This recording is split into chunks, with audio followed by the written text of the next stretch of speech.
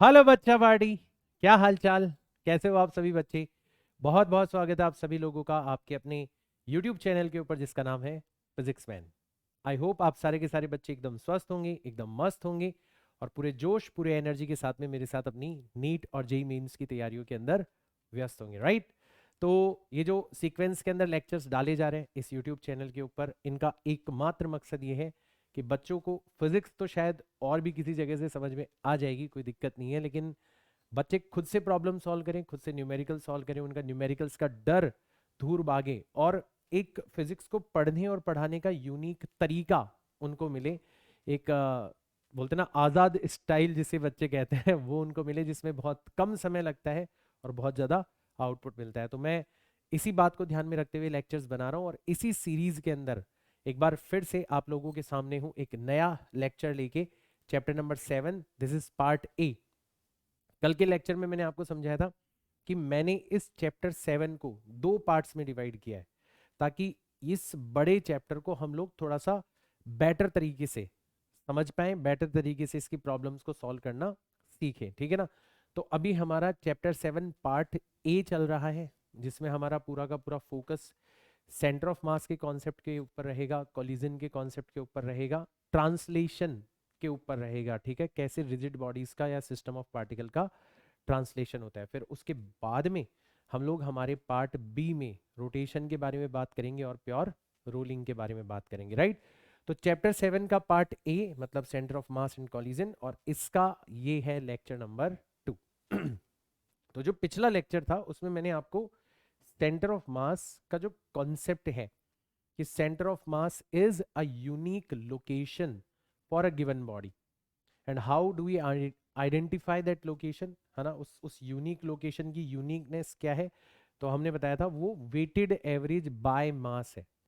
मतलब हम लोग हर पार्टिकल की लोकेशन का एवरेज ले रहे हैं बट मास को इंपॉर्टेंस देते हुए, जिसका मास ज्यादा है उसका इंपॉर्टेंस ज्यादा हो जाए, जिसका मास कम है उसका कंट्रीब्यूशन कम हो जाए, इस बात को ध्यान में रखते हुए। तो उससे हमने एक सिंपल सा फॉर्मूला बनाया था, और for a given system of particle, भले ही वो डिस्क्रीट सिस्टम हो भले ही वो कंटिन्यूअस बॉडी हो, किस तरीके से using integration without integration centre of मास निकाला जाता है वो हमने अच्छे से सीखा था, ठीक है। अब आज भी हम थोड़ा सा इसको और एक्सप्लोर करेंगे। देखो, नॉर्मल लाइफ के अंदर जिन बॉडीज के साथ हम लोग डील करते हैं ना, वो ऐसी रिजिड बॉडीज होती है ना। जैसे कोई डिस्क हो गई आपकी, जैसे कोई ट्रायंगुलर लेमिना हो गया, ठीक है, जैसे कोई स्फीयर हो गया, कोई कोन हो गया, है ना। तो ये जो बॉडीज है ये सब कंटिन्यूअस बॉडीज है। तो इनका सेंटर ऑफ मास कहाँ पर पाया जाता है, और अगर हमें इनका सेंटर ऑफ मास पता है तो कैसे इस इंफॉर्मेशन को यूज करके हम कंपोजिट बॉडीज का सेंटर ऑफ मास निकाल सकते हैं और ट्रंकेटेड बॉडीज का सेंटर ऑफ मास निकाल सकते हैं, ये आज हम लोग इस लेक्चर के अंदर सीखेंगे। तो आज का जो एजेंडा है, सबसे पहले तो वो बता देता हूं मैं आपको, centre of mass of rigid bodies, ठीक है। तो डिफरेंट डिफरेंट जो रेगुलर शेप की रिजिड बॉडीज हैं जो हमारे काम आती रहती है, उनका हम सेंटर ऑफ मास देखेंगे कहां पर होता है। फिर हम लोग बात करेंगे मोशन ऑफ सेंटर ऑफ मास के बारे में, ठीक है। बात करेंगे centre of mass and translation को डिस्क्राइब करने में उसकी क्या इंपॉर्टेंस है। तो एक तरीके से सेंटर ऑफ मास निकालते कैसे हैं for a given rigid body, for a composite body, for a truncated body. फिर उस सेंटर ऑफ मास की ट्रांसलेशन या मोशन के अंदर क्या इंपॉर्टेंस है, ये हम आज सीखने की कोशिश करेंगे। एंड ऑब्वियसली आज आपको मेरे साथ ढेर सारे एग्जांपल्स की जरूरत पड़ेगी, क्योंकि आज हम जो चीजें सीखने वाले हैं वो थोड़ी सी सब्र वाली चीज है। तो थोड़ा सा पेशेंस रखना, शुरुआत से लेके आखिरी तक देखना लेक्चर को, कॉपी पेन साथ में रखना, दिमाग को एक्टिव रखना। एक बार अगर आपने इस लेक्चर को पार कर लिया, देन यू विल सी कि हाँ यार, वाकई सेंटर ऑफ मास का जो कॉन्सेप्ट है अब वो हमारी फिंगर्स के ऊपर आ चुका है, ये आपको रियलाइज होगा, ठीक है ना। तो ये हमारा आज का एजेंडा रहेगा। अगर आप नए हो, पूरी की पूरी प्रिपरेशन नीट की मेरे साथ में करना चाहते हो, जेई मेंस की मेरे साथ में करना चाहते हो, तो आपको इस वेबसाइट को जरूर विजिट करना चाहिए, www.physicsman.in। इस वेबसाइट के ऊपर लेक्चर्स के अलावा बहुत सारी चीजें, स्पेशल लेक्चर्स हो गए, डीपीपीस हो गई, डीपीपीस का सोल्यूशन हो गया, टेस्ट हो गया, मेरी मेंटोरशिप हो गई, ये सब कुछ आपको एक ही प्लेस के ऊपर मिल जाएगा। So do not forget to check out this website, ठीक है। शुरू करें आज का लेक्चर, चलो शुरू करते हैं, ठीक है। तो सबसे पहले बात करते हैं centre of mass of rigid bodies. तो रिजिड बॉडीज का जब अपन सेंटर ऑफ मास निकालेंगे ना, तो सबसे पहली जिस चीज का यूज करेंगे हम लोग, इसको कहा जाता है यूज ऑफ सिमेट्री। इसको कहा जाता है यूज ऑफ सिमेट्री।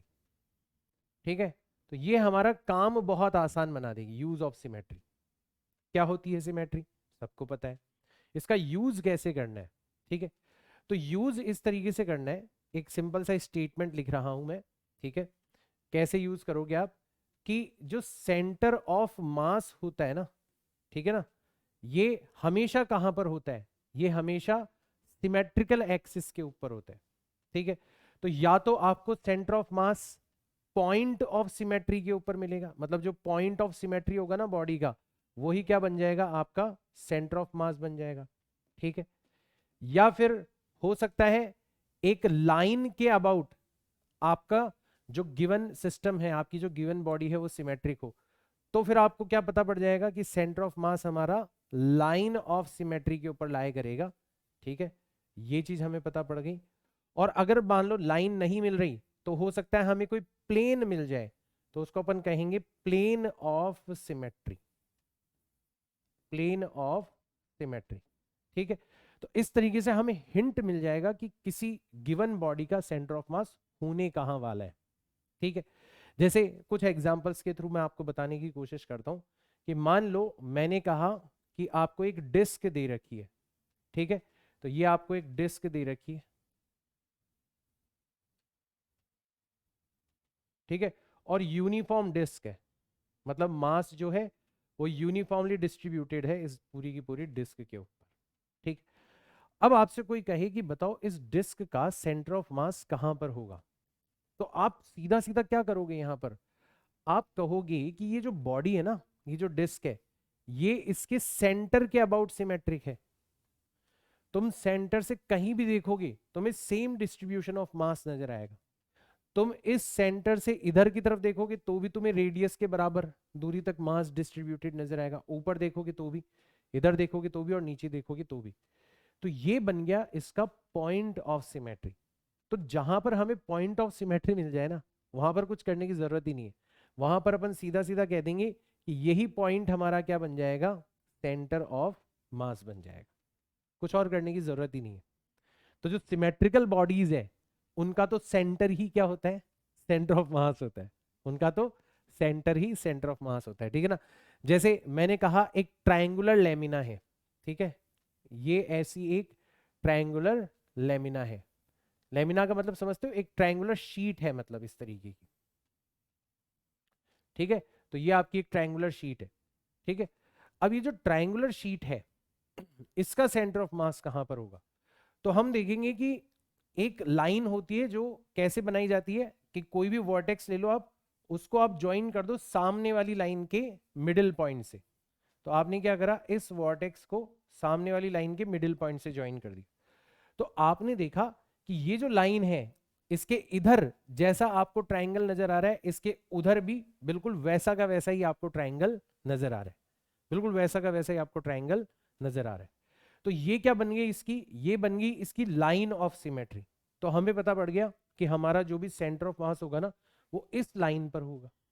अच्छा, ऐसी की ऐसी लाइन में यहां से भी खींच सकता हूं, मैं इसके मिडिल पॉइंट को ज्वाइन कर सकता हूं। ठीक है, तो ये भी इसकी लाइन ऑफ सिमेट्री बन गई। ठीक है, और इसी तरीके की लाइन में यहां से भी ड्रॉ कर सकता हूं। ठीक है, तो ये भी इसकी क्या बन गई, लाइन ऑफ सिमेट्री बन गई। तो ये तीनों लाइंस क्या कहना चाहती है, ये वाली लाइन कहना चाहती है कि सेंटर ऑफ मास मेरे ऊपर होना चाहिए, ये वाली लाइन कहना चाहती है कि सेंटर ऑफ मास मेरे ऊपर होना चाहिए, और ये वाली लाइन कहना चाहती है कि सेंटर ऑफ मास मेरे ऊपर होना चाहिए। और तुम सोच के देखो कि एक ऐसा पॉइंट भी हमें दिख रहा है जो कि तीनों ही लाइंस के ऊपर है, जो तीनों लाइंस की बात को सच साबित कर रहा है, वो है ये इनका इंटरसेक्शन पॉइंट, इनका सेंट्रॉइड। तो यही क्या बन जाएगा, आपका इस ट्रायंगुलर लेमिना का सेंटर ऑफ मास बन जाएगा। तो जब भी आप किसी ट्रायंगल का या ट्रायंगुलर लेमिना का सेंटर ऑफ मास निकालते हो, तो वो हमेशा कहां पर मिलता है, सेंट्रॉइड पर मिलता है। सेम प्रॉब्लम आपको कोऑर्डिनेट्स की फॉर्म में भी दी जा सकती है। आपको ऐसा कहा जा सकता है कि इसके जो कोऑर्डिनेट्स हैं वो x1 y1 है, ठीक है, इसके जो कोऑर्डिनेट्स हैं वो x2 कॉमा y2 है, और इसके जो कोऑर्डिनेट्स हैं वो x3 कॉमा y3 है। अब बताओ सेंटर ऑफ मास के कोऑर्डिनेट्स कहाँ होंगे? तो सेंटर ऑफ मास क्या है आपका? सेंट्रॉइड है। और सेंट्रॉइड जो होता है ना, उसका एक्स कोऑर्डिनेट कैसे निकालते हैं? उसका एक्स कोऑर्डिनेट निकालते हैं, तीनों एक्स कोऑर्डिनेट्स को ऐड कर दो, x1 plus x2 plus x3, और इसको 3 से क्या कर दो? डिवाइड कर दो। इसी तरीके से YCM कैसे निकालोगे? तीनों y कोऑर्डिनेट्स को ऐड कर दो, y1 plus y2 plus y3, और इसको डिवाइड कर दो किससे? 3 से डिवाइड कर दो। तो ऐसे आप ट्रायंगल का या फिर ट्रायंगुलर लेमिना का सेंटर ऑफ मास निकाल सकते हो, अगर उसके वर्टिसेस का आपको क्या दे रखा हो? एड्रेस दे रखा हो, वर्टिसेस का आपको कोऑर्डिनेट्स दे रखे हो। इस तरीके से आप निकाल सकते हो। तो ये हो गया हमारा यूज ऑफ सिमेट्री। एक और एग्जांपल बताता हूं, फिर अपन आगे बढ़ेंगे। जैसे मान लो मैंने कहा आपको कि एक सेमी सर्कुलर रिंग है, इस तरीके की रिंग है, ठीक है। अब बताओ इस रिंग का सेंटर ऑफ मास कहां पर होगा? इस रिंग का सेंटर ऑफ मास कहां पर होगा? तो आप देखोगे कि यार ये जो रिंग है ना, ये एक्स एक्सिस के अबाउट तो सिमेट्रिक नहीं है। क्यों? क्योंकि मास एक्स एक्सिस के एक तरफ नजर आ रहा है, दूसरी तरफ नजर ही नहीं आ रहा। हाँ, अगर आप इसके सेंटर से गुजरती हुई वाई एक्सिस यहां पर ड्रॉ करोगे इस तरीके से, तो इसके अबाउट आपकी जो बॉडी है वो क्या हो गई? सिमेट्रिक हो गई।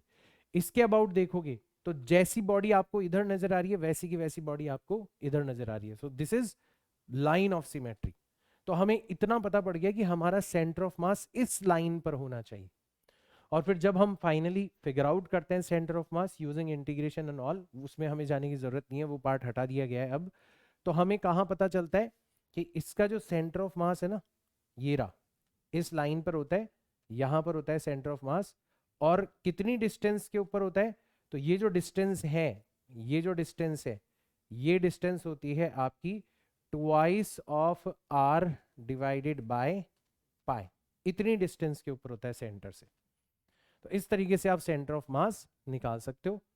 एटलीस्ट एक आपको इंडिकेशन मिल जाएगा कि सेंटर ऑफ मास कहां पर होना चाहिए।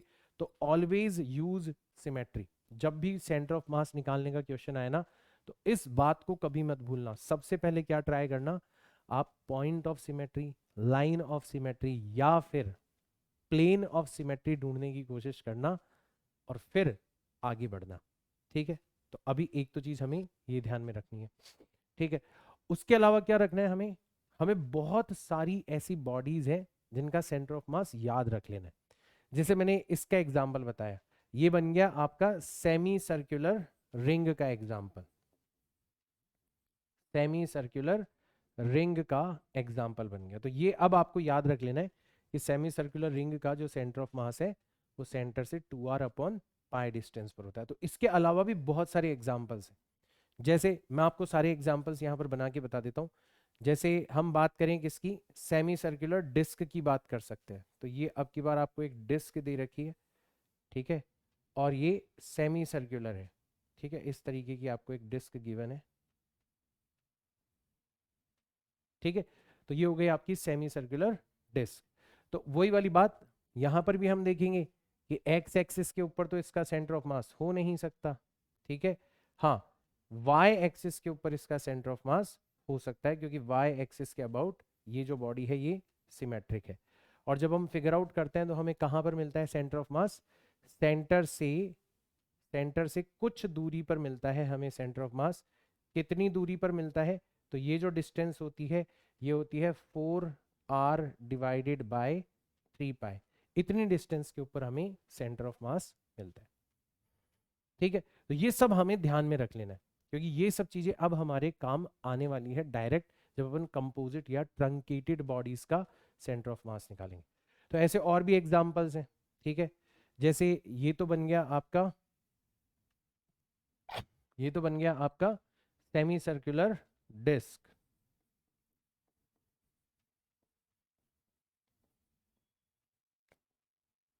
ठीक। अब अपन चलते हैं स्फीयर के ऊपर।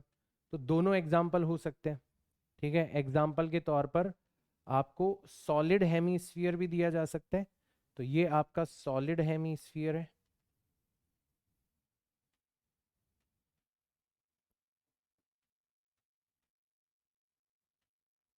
ठीक है, तो ये आपका सॉलिड हेमिस्फीयर है। ठीक है, तो इसका जो सेंटर ऑफ मास होगा वो कहां पर होगा, सेंटर से जो वाई एक्सिस गुजर रही है इस एक्सिस के ऊपर होगा। और अगर ये सॉलिड है तो सॉलिड है तो इसका सेंटर ऑफ मास सेंटर से कितने डिस्टेंस के ऊपर होगा, यहां कहीं पर होगा। और ये जो डिस्टेंस होगी ये हो जाएगी आपकी 3r डिवाइडेड बाय 8। इतनी डिस्टेंस के ऊपर आपका सेंटर ऑफ मास पाया जाएगा। कब, जब आपकी बॉडी क्या हो, सॉलिड हेमिस्फीयर हो। अब ये सब रिजल्ट आए कहां से ना, वो डेरिवेशन अब हमारे सिलेबस का पार्ट नहीं है, तो उसकी आपको चिंता करने की आवश्यकता नहीं है। बट ठीक है, इंटीग्रेशन वगैरह का यूज करके गए हैं, लेकिन अभी हमें उसकी तरफ ध्यान रखने की जरूरत नहीं है। ठीक है, वो जरूरत, वो काम नहीं आएगी हमारे। और अपन एग्जांपल देखते हैं, जैसे आपको हॉलो हेमिस्फीयर भी दिया जा सकता है। ठीक है, तो देखो बनाऊंगा तो एक जैसा ही लगेगा, है ना, कि सर बनाने में तो कोई डिफरेंस है ही नहीं। ठीक है, तो मैं सॉलिड दिखाने के लिए ऐसे इसको इस तरीके से बना देता हूं, है ना, सॉलिड दिखाने के लिए सिर्फ और सिर्फ। और हॉलो दिखाने के लिए मैंने इसको खाली छोड़ दिया। ठीक है, हाँ डिफरेंस आएगा रिजल्ट के अंदर कि इसका जो सेंटर ऑफ मास होगा वो कहां पर होगा, इसका centre of mass r/2 distance पर होगा। तो ये हो गई आपकी y एक्सिस जिसके अबाउट ये सिमेट्रिक है, तो होगा तो इसी लाइन के ऊपर। ठीक है, और कितनी डिस्टेंस के ऊपर होगा, एग्जैक्ट मिड पॉइंट पर होगा, यहाँ कहीं पर होगा सेंटर ऑफ मास। तो ये जो डिस्टेंस है ये हो जाएगी आपकी r मतलब रेडियस डिवाइडेड बाय 2। तो ये किसका एग्जाम्पल बन गया, ये बन गया आपका हॉलो हॉलो हेमिस्फीयर।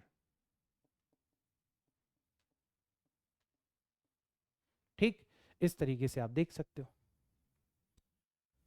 और भी एग्जांपल्स हैं, आप सॉलिड कोन भी ले सकते हो और आप होलो कॉन भी ले सकते हो। ठीक है ना, तो कुछ एग्जांपल्स मैं यहाँ पर और लिख देता हूँ, ज़्यादा नहीं है बेटा, ज़्यादा चीज़ों को ध्यान रखने की ज़रूरत नहीं है। तो ये आपका सॉलिड कोन हो गया। ठीक है, सॉलिड दिखाने के लिए मैं इसको ऐसे भरा हुआ बता देता हूँ। ठीक है, तो इसका जो सेंटर ऑफ मास होगा ऑब्वियसली दिख ही गया होगा आपको कि इसके सेंटर से गुजरने वाला जो ये एक्सिस है इसके अबाउट ये कोन सिमेट्रिक है। और अगर सिमेट्रिक है तो इसका जो सेंटर ऑफ मास है वो कहां पर हो जाएगा, इस लाइन के ऊपर होगा। कितनी डिस्टेंस पर होगा सेंटर से वो अपन बता देते हैं यहाँ पर। तो यहाँ पर कहीं पर इसका सेंटर ऑफ मास होगा। अगर इसकी टोटल हाइट h है, अगर इसकी टोटल हाइट कितनी है, इसकी टोटल हाइट कितनी है, h है। ठीक है, तो इसकी ये जो हाइट है यहां से लेके यहां तक की सेंटर ऑफ मास की जो डिस्टेंस है वो कितनी हो जाएगी आपकी h डिवाइडेड बाय 4 हो जाएगी। मतलब सेंटर से h/4 डिस्टेंस के ऊपर आपका सेंटर ऑफ मास होगा, जो बेस का सेंटर है वहां से। तो ये तो बन गया आपका सोलिड कॉन।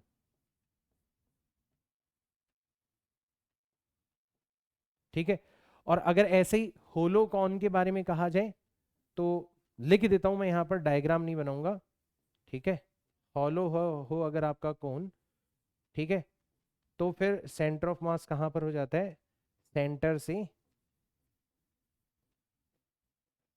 से h डिवाइडेड बाय 3 डिस्टेंस पर हो जाता है ना। तो डायग्राम बनाने के अंदर टाइम नहीं वेस्ट करेंगे अपन, ये आपका डायरेक्ट आपको ध्यान में रखना है। तो ये तो कुछ कॉमन एग्जाम्पल हो गए। इसके अलावा कुछ स्पेसिफिक एग्जाम्पल्स भी आप ध्यान रख सकते हो, जैसे सेक्टर का एग्जाम्पल आप ध्यान रख सकते हो। ठीक है ना, कि ये आपका एक सेक्टर है, मतलब जस्ट केवल और केवल एक सर्कुलर रिंग है, उसका एक पार्ट है। ठीक है, और ये सेंटर के ऊपर कितना एंगल बना रहे हैं, तो ये सेंटर के ऊपर देखा जाए तो ये हो गई इसकी लाइन ऑफ सिमेट्री। तो लाइन ऑफ सिमेट्री के अबाउट ये कितना एंगल बना रहा है, ये ऊपर भी थीटा एंगल बना रहा है और ये नीचे भी थीटा एंगल बना रहा है। ठीक है, तो ये जो सेक्टर है इसका सेंटर ऑफ मास कहां पर होगा, तो इसका सेंटर ऑफ मास यहां कहीं पर होगा, ये रहा इसका सेंटर ऑफ मास। और ये जो डिस्टेंस है सेंटर ऑफ मास की सेंटर से जो डिस्टेंस है ये कितनी हो जाएगी, तो ये भी आप डायरेक्ट ध्यान रख सकते हो, ये हो जाएगी आपकी radius r multiplied by sine theta divided by theta, और थीटा ध्यान रखना आपको रेडियंस में रखना है। तो जैसे इससे हम ये वाला रिजल्ट भी ला सकते हैं, सेमी सर्कुलर रिंग वाला, क्योंकि अगर आपकी सेमी सर्कुलर रिंग बनानी है तो जो एक्सिस है ना, एक्सिस ऑफ सिमेट्री, उससे इधर भी 90 डिग्री का एंगल बन रहा है, इधर भी 90 डिग्री का एंगल बन रहा है। मतलब थीटा की जगह अपन क्या रख सकते हैं, पाई बाय 2 रख सकते हैं। 90 डिग्री का मतलब है पाई बाय 2। तो जैसे आप पाई बाय 2 रखोगे तो पाई नीचे रह जाएगा, 2 ऊपर चला जाएगा, और साइन पाई बाय 2 की वैल्यू कितनी होती है, 1 होती है। तो 2r अपॉन पाई आपका डायरेक्ट आंसर आ जाएगा। ठीक है, तो ये बेसिकली ये जो चीज है ये इसका एक स्पेसिफिक केस हो गया। अब तो अपन किसी भी एंगल के लिए निकाल सकते हैं। ठीक है, तो ये हो गया आपका, ठीक है, ये हो गया आपका आर्क। ठीक है, तो ये हो गया सर्कुलर, सर्कुलर आर्क हो गया। तो इसका हमें सेंटर ऑफ मास पता पड़ गया।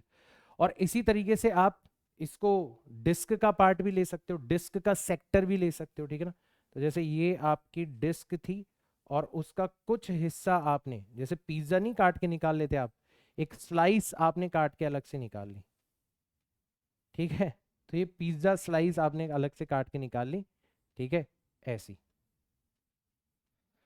तो इसका सेंटर ऑफ मास कहां पर होगा, तो सबसे पहले वही लाइन ऑफ सिमेट्री। तो ये वाली जो लाइन है ये लाइन ऑफ सिमेट्री को रिप्रेजेंट करेगी। तो इस लाइन के ऊपर कहीं पर होगा हमारा सेंटर ऑफ मास। पहली चीज तो हमें ये पता पड़ गई। कितनी डिस्टेंस के ऊपर होगा, तो यहां कहीं पर मान लो सेंटर ऑफ मास है, इस जगह पर है सेंटर ऑफ मास। ठीक है, तो ये जो डिस्टेंस है, ये डिस्टेंस कितनी हो जाएगी अब की बार आपकी, ये डिस्टेंस हो जाएगी आपकी 4r multiplied by sine theta upon theta. 4 नहीं आएगा यहाँ पर, 2r आएगा। ठीक है, 2r sine theta upon,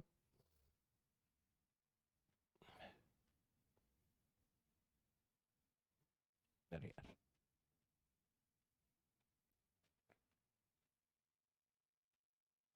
2r upon 3r upon 2 theta आएगा। ठीक है, तो ये भी आप ध्यान रख सकते हो। अब देखो ये वाली जो चीज है ना, इससे ये वाला रिजल्ट डिराइव किया जा सकता है। क्योंकि अगर आप ये जो एंगल बन रहा था यहाँ पे, थीटा क्या है, ऊपर बनने वाला एंगल और नीचे बनने वाला एंगल। तो अगर आप इसको बड़ा करते करते करते करते एक सेमी सर्कुलर डिस्क बनाओगे, तो थीटा की वैल्यू कितनी हो जाएगी, दोनों तरफ 90। भाई ये जो एक्सिस ऑफ सिमेट्री है, इसके इधर भी 90 डिग्री का एंगल बन रहा है, इधर भी 90 डिग्री का एंगल बन रहा है। ठीक है, तो ये जो 90 डिग्री जैसे आप वैल्यू रखोगे तो साइन 90 तो हो जाएगा 1, 90 रेडियंस में रखोगे तो पाई बाय 2। ठीक है, तो एक सेकेंड रुको, उल्टा लिख दिया मैंने यार, उल्टा लिख दिया मैंने, और उल्टा लिख दिया। 2 लिखना था ऊपर, 3 लिखना था नीचे। ठीक है, 2r अपॉन 3 थीटा, है ना। तो जैसे ही थीटा की जगह 90 रखोगे तो साइन 90 की वैल्यू कितनी हो जाएगी, 1। चलो वो तो गायब हो गया। और यहाँ पर 90 को रेडियंस में लिखोगे पाई बाय 2, तो पाई तो रह जाएगा नीचे, 2 चला जाएगा ऊपर, तो अपने आप 4r अपॉन 3 पाई आपका आंसर आ जाएगा। ठीक है, तो ये वो बॉडीज हैं जिनका सेंटर ऑफ मास आपको पता होना चाहिए। एंड ऑब्वियसली इन सब रिजल्ट्स को फिगर आउट करने के लिए हमने इंटीग्रेशन का यूज किया है, लाइन ऑफ सिमेट्री के कॉन्सेप्ट का यूज किया है। लेकिन अब यहां से आगे आपसे जो एक्सपेक्ट किया जाता है वो ये किया जाता है कि आपको इन सभी बॉडीज का सेंटर ऑफ मास पता हो डायरेक्टली, और इनकी मदद से आप कंपोजिट या फिर जो ट्रंकेटेड बॉडीज है उनका सेंटर ऑफ मास निकालना सीख जाओ। वो मैं आपको सिखाता हूं, उसके ऊपर आपके आजकल के क्वेश्चंस बनने के चांसेस बहुत ज्यादा है। ठीक है, तो सबसे पहले तो मैं कंपोजिट बॉडीज का आपको एग्जांपल बताता हूं कि कंपोजिट बॉडीज का कैसे आपको centre of mass figure out करने के लिए कहा जा सकता है। तो एक एग्जांपल लेते हैं और एग्जांपल के माध्यम से इसको समझने की कोशिश करते हैं।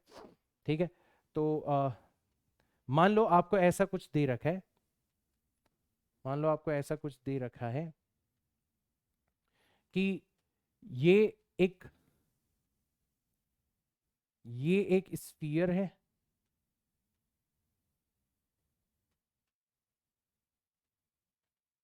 ठीक है, और ये एक कोन है, इसके जस्ट नीचे क्या रखा हुआ है, इस तरीके का कोन रखा हुआ है।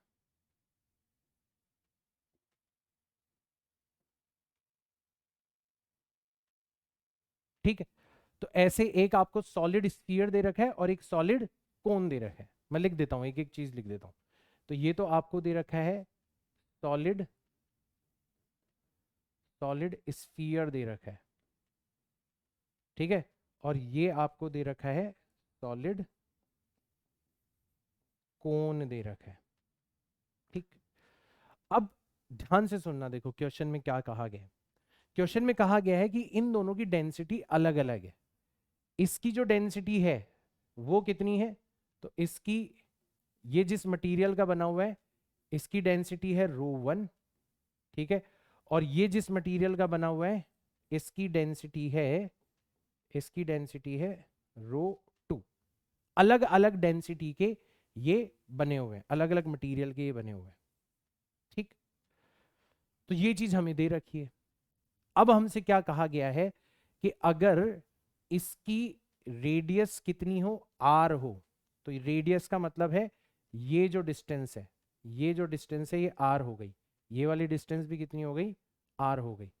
और इसकी जो हाइट है वो आपको कितनी दे रखी है, तो हाइट आपको दे रखी है 4r दे रखी है। और ये रेडियस आपको कितनी दे रखी है, ये रेडियस आपको दे रखी है 2r, ठीक है, इस तरीके से। तो अगर ऐसा कुछ आपको दिया गया हो तो आपसे देखो क्वेश्चन क्या पूछा जाएगा, आपसे क्वेश्चन पूछा जाएगा कि find, find ratio of densities, find ratio of densities, मतलब आपको ρ1 डिवाइडेड बाय ρ2 फाइंड आउट करना है when centre of mass of this composite system. Composite का मतलब है इसमें दो अलग अलग बॉडीज को जोड़ के ये सिस्टम बनाया गया है, तो इसको बोला जाता है कंपोजिट सिस्टम या कंपोजिट बॉडी बोला जाता है, ठीक है ना। तो when centre of mass of composite system is at their common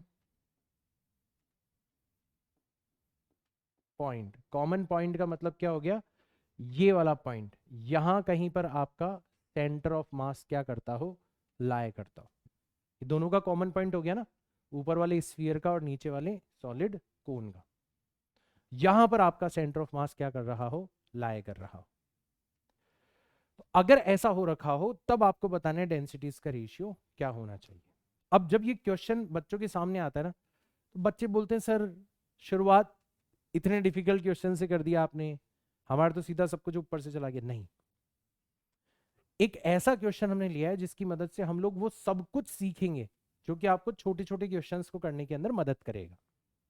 तो इसको क्वेश्चन की तरह ट्रीट मत करो, इसको एक केस स्टडी की तरह ट्रीट करो कि चलो एक केस हमारे पास में आए, अब इसके अंदर हम देखो क्या क्या कर सकते हैं। तो सबसे पहली चीज जो हम यहाँ पर सीखेंगे ना वो मैं आपको बताता हूँ और फिर उसके बाद में अपन आगे बढ़ते हैं, ठीक है। तो जब भी कंपोजिट सिस्टम की बात आती है, और अभी हमने जो बॉडीज का सेंटर ऑफ मास देखा उसका यूज क्या है वो मैं आपको बताता हूँ, ठीक है ना। तो आप क्या कर सकते हो, तो आपका हथियार नंबर 1 यहां पर मैं तैयार कर रहा हूं और फिर आगे आप इसको हमेशा यूज कर सकते हो। पहला हथियार जो है वो यहां पर मैं आपको बता रहा हूं कि आप बॉडी को एक पॉइंट मास कंसीडर कर सकते हो, ठीक है। तो जो भी रिजिड बॉडी आपके पास में है, अगर उसका सेंटर ऑफ मास आपको पता है तो उस रिजिड बॉडी को आप एक पॉइंट मास कंसीडर कर सकते हो, can be considered, can be considered as point mass situated at,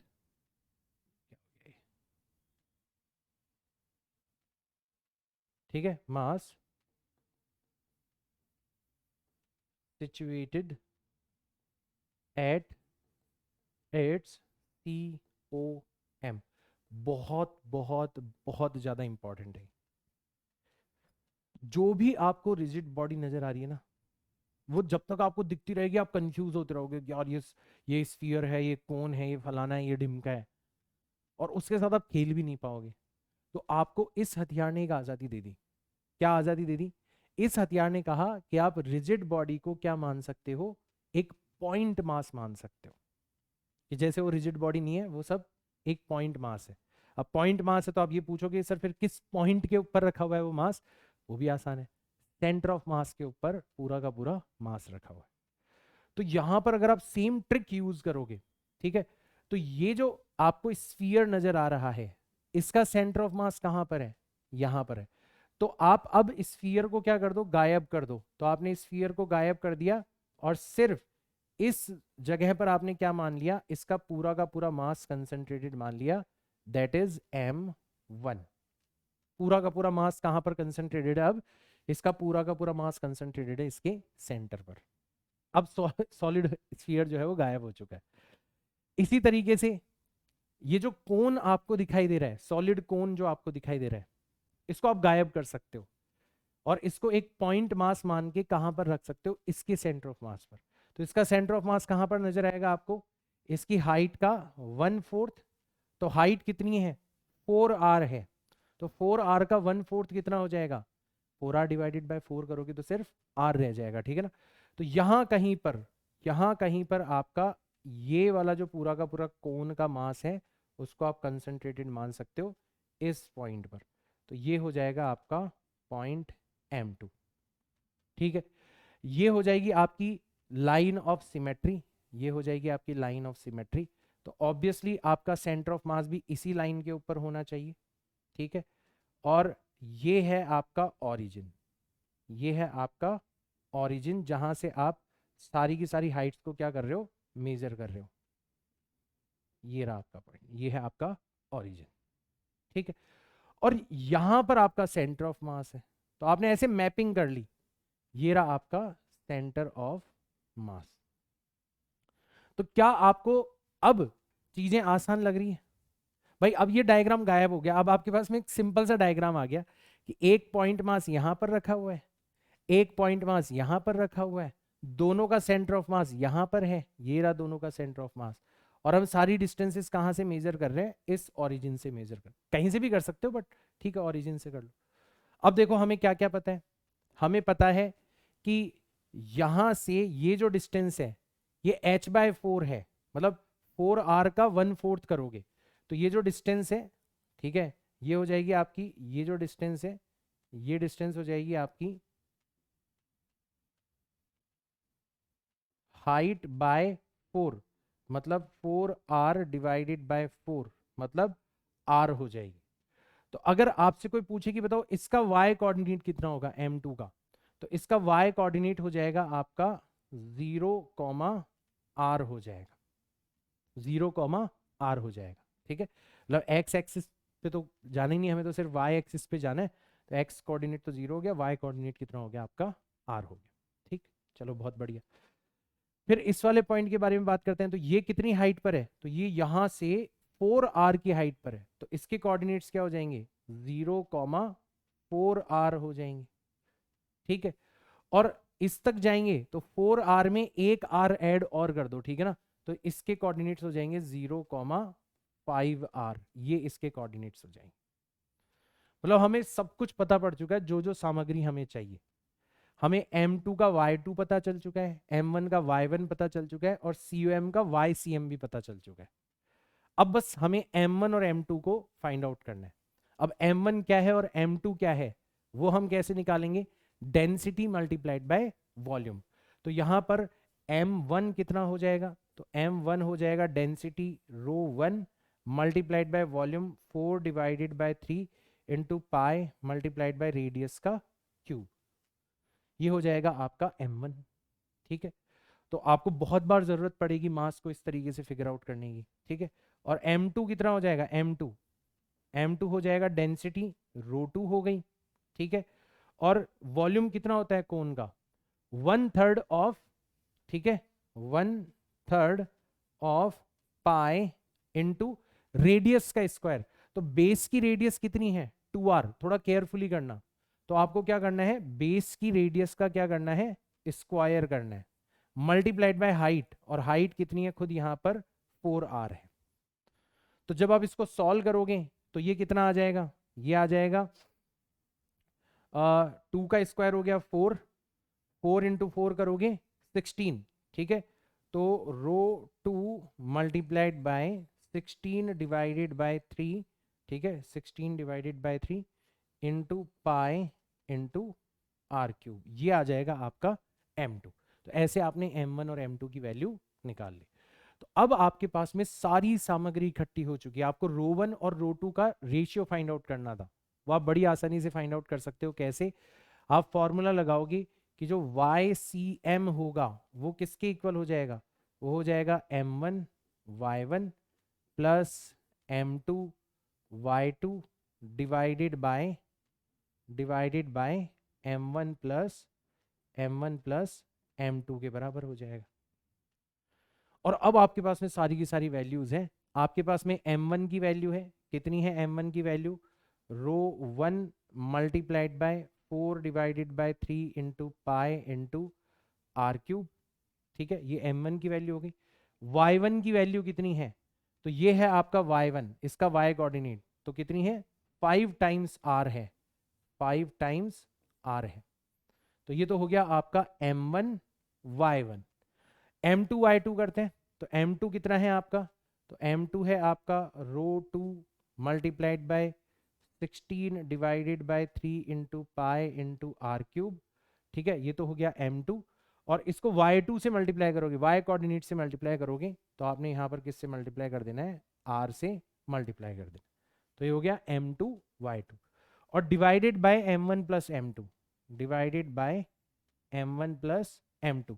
तो m1 हो गया आपका rho 1 into 4 divided by 3 into pi into R cube, और ये हो गया आपका rho 2 into 16 divided by 3 into pi into R cube. ऐसे आपने m1 m2 को ऐड कर दिया, और अंत में जो YCM आपको मिलेगा वो कितना मिलेगा, 4r मिलेगा। तो YCM की जगह आपने क्या रख दिया, 4r रख दिया। बस अब आपको इसको सॉल्व करना है, अब आपको इसको सॉल्व करना है। अब आप बड़ी आसानी से इसको सॉल्व कर सकते हो। देखो क्या क्या चीज कट रही है, तो आपका जो ये 4 divided by 3 pi R cube है, ये यहां पर भी है, इसको भी कैंसिल आउट कर सकते हो, ठीक है ना, तो इसको भी आप कैंसिल आउट कर सकते हो। तो जब कैंसिल आउट करोगे इसको तो कितना बच जाएगा, सिर्फ 4 बच जाएगा। यहां पर भी है आपका 4/3 पाई आर क्यूब, और यहां पर भी जब आप 4/3 पाई आर क्यूब कैंसिल आउट करोगे तो कितना बच जाएगा, 4 बच जाएगा।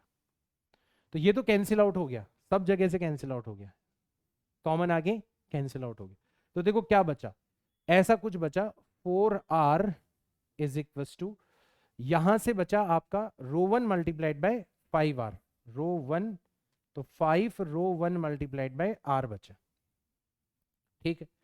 और यहां पर क्या बचा, 4 रो 2 मल्टीप्लाइड बाय r बचा, 4 रो 2 मल्टीप्लाइड बाय r बचा। नीचे क्या बचा, इधर से बचा रो 1 और इधर से बचा 4 टाइम्स रो 2, तो यहां से बचा रो 1 और यहां से बचा 4 टाइम्स रो 2। आप देखोगे आर भी कॉमन आके कैंसिल आउट हो जाएगा, यहां पर भी है, यहां पर भी है, यहां पर भी है, आर भी यहां पर कॉमन आके कैंसिल आउट हो गया। चलो क्रॉस मल्टीप्लाई करते हैं, तो इसको पूरे को उठा के इधर ले आते हैं, तो 4 times rho 1, very good, 4 times rho 1, 4 को इससे मल्टीप्लाई करोगे तो 16 times rho 2 is equals to 5 times rho 1, ठीक है, और प्लस 4 टाइम्स रो 2, ये आपका बच जाएगा। अब आप इनको रीअरेंज कर लो, तो 4 रो 1 को तो मैं मतलब 4 रो 1 को मैं ले आता हूं इस तरफ, ठीक है, और 4 रो 2 को मैं ले जाता हूं उस तरफ, तो ऐसा कुछ बच जाएगा। ये 16 रो 2 ऑलरेडी यहां पर है, माइनस 4 टाइम्स रो 2, और इधर आ जाएगा 5 times rho 1 minus 4 times rho 1। और जब इसको आप सॉल्व करोगे तो सॉल्व करने पर 16 में से 4 चले गए, कितना बचेगा, 12 रो 2 बचेगा, और 5 में से 4 चले गए तो कितना बचेगा, सिर्फ और सिर्फ रो 1 बचेगा। तो यहाँ से रो 1 डिवाइडेड बाय रो 2, ये कितना आ जाएगा आपका 12 डिवाइडेड बाय 1 आ जाएगा। इस तरीके से आप दोनों डेंसिटीज का रेशियो निकाल सकते हो। ठीक, तो अब आप में से बहुत सारे बच्चे इसको देख के मत डर जाना कि यार ये क्वेश्चन अगर एग्जाम में आ गया तो इस क्वेश्चन को हम लोग एग्जाम में कैसे सॉल्व करेंगे। ऑब्वियसली इतना लेंथी क्वेश्चन ऑब्जेक्टिव एग्जाम में नहीं पूछा जाएगा। तो फिर सर आप ऐसा क्वेश्चन करवा के हमें डरा क्यों रहे हो?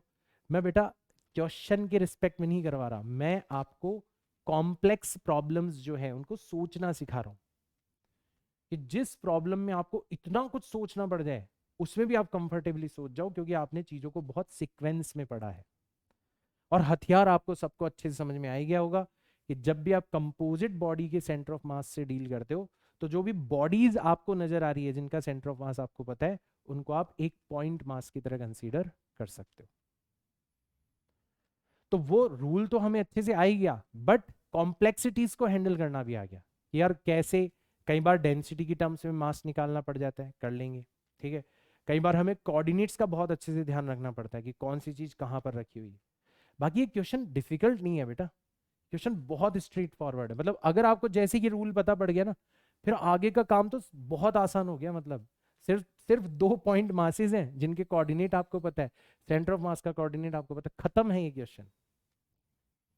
ठीक है, थोड़ा डेंसिटी वेंसिटी वाली चीज जो है वो इसमें अलग से एंगल जोड़ा गया है, बाकी this question is very very very simple. I hope मैंने कैलकुलेशन वगैरह में कोई मिस्टेक नहीं करी होगी। अगर कोई भी मिस्टेक हो जाती है मेरे से कैलकुलेशन में तो उसको आप वेरीफाई कर लिया करो, मुझसे पूछ लिया करो और अपने स्तर पर सुधार लिया करो, बट कॉन्सेप्ट आपको अच्छे से समझ में आना चाहिए। तो ये हुआ कंपोजिट बॉडीज का centre of mass find out करना।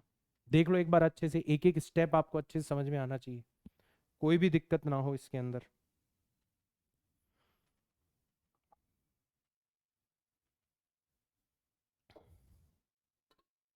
तो आई होप अब घबराहट नहीं होगी आपको ऐसे क्वेश्चन से। ठीक है अब अपन आगे चलते हैं। अब आपको पता चलेगा मैं क्यों तैयार कर रहा था, मैंने क्यों पहला एग्जाम्पल ये लिया। मैं सिंपल एग्जाम्पल भी ले सकता था, बट पहला एग्जाम्पल ये क्यों लिया, उसका कारण आपको समझ में आएगा। ठीक है ना, अब अपन बात करते हैं कि चलो यहाँ तो सर हमने दो से ज्यादा बॉडीज लेके एक कंपोजिट बॉडी बनाई है, एक सॉलिड स्फीयर ले लिया, एक कोन ले लिया, दोनों को मिला के एक कंपोजिट बॉडी बना दी। क्या हो अगर हम किसी रिजिड बॉडी में से कुछ हिस्सा बाहर निकाल लें, तब क्या हो? कुछ हिस्सा हम लोग बाहर निकाल लें तब क्या होगा? ठीक है ना, तो वैसा मैं आपको एक क्वेश्चन कराता हूँ, इसको कहा जाता है ट्रंकेटेड बॉडीज। अब क्या कहते हैं वो इंपॉर्टेंट नहीं है, ठीक है, ट्रंकेटेड या कटी फटी बॉडीज जो भी तुम ध्यान रखना चाहो रख लो। मेन चीज है कि कैसे डील करना है ऐसी प्रॉब्लम को। और अब आपको इसकी इंपॉर्टेंस नजर आएगी, ये जो चीज हमने करी है, ये जो हथियार हमने यहाँ पर सीखा है। आ जाओ एक क्वेश्चन लेते हैं और क्वेश्चन के माध्यम से समझने की कोशिश करते हैं। ठीक है, अ, बहुत पॉपुलर क्वेश्चन है, तो अपन एक जनरल फॉर्मूला भी बना लेंगे और आगे जब भी कभी ऐसा क्वेश्चन पूछा जाएगा तो पूरी प्रोसीजर फॉलो ना करके हम डायरेक्ट फॉर्मूले के आधार पर क्वेश्चन को सॉल्व करेंगे ना। तो दोनों चीजें सर्व होगी यहाँ से, तुम्हें प्रोसीजर भी समझ में आएगा, बट तुम्हें आखिरी में जो फॉर्मूला निकलने वाला है उसको भी ध्यान रखना है, क्योंकि डायरेक्ट आपको क्वेश्चन उस फॉर्मूले के बेसिस पर करने हैं कभी एग्जाम में आ गया तो, क्योंकि सेम क्वेश्चन पूछे जाने के चांसेस बनते हैं। तो अपन ले लेते हैं क्या लें, एक डिस्क ले लेते हैं। तो आपको एक डिस्क दे रखी है,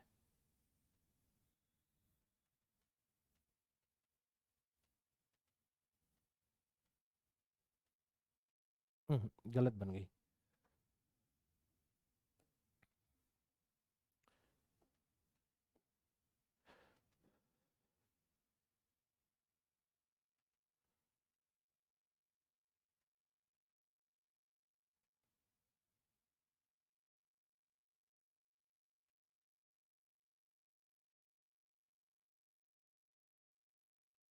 थोड़ी तो डिस्क जैसी लग रही है। तो एक डिस्क आपको दी गई है, थोड़ी थोड़ी तो लग रही है भाई डिस्क जैसी, है ना, एकदम इम्परफेक्ट भी नहीं है। अब ये जो डिस्क है ना, अगर पूरी दी जाती तब तो प्रॉब्लम आसान थी, इसका सेंटर ऑफ मास कहां पर होता, इसके सेंटर पर होता। अब आपको ये कहा गया है कि ये जो डिस्क है ना, इसमें से कुछ हिस्सा आपने, एक छोटी डिस्क जो है ना वो आपने यहां से बाहर निकाल ली ऐसे।